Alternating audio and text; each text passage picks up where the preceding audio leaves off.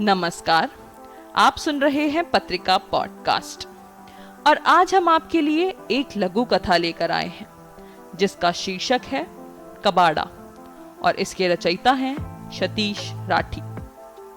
5 दिनों के वैवाहिक कार्यक्रमों में शामिल होकर सुधाकर जी जब वापस घर आए तो अपना कमरा उन्हें खाली और कुछ बड़ा सा लगा।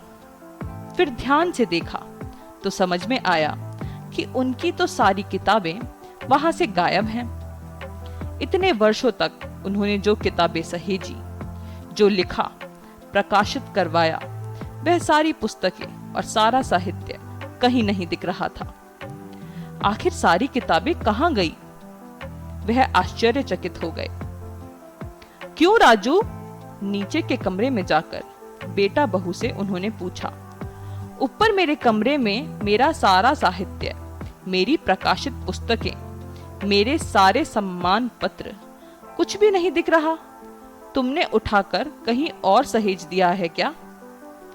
राजेश तो कुछ नहीं बोला, पर बहू दीप्ति ने मुंह उठाकर जवाब दिया। ऐसा है पापा जी, आपने तो घर में ढेर सारा कबाड़ा इकट्ठा कर लिया था। हम आपको बार बार कहते थे कि उन्हें हटा दो, पर आप कहाँ मानते थे। अब हमने उन्हें कबाड़े में बेच दिया है। बच्चों के लिए भी कुछ जगह चाहिए या नहीं?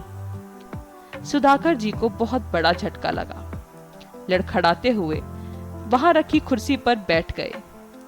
कुछ क्षणों के विराम के बाद उन्होंने कहा, तुम लोगों को इतनी भी क्या जल्दी थी? कम से कम मेरे जीवित रहने तक तो इन्हें घर में रखा रहने देते। मेरा ना रहने पर तो तुमको ये सब करना ही था। अपने मन की ही करोगे ही।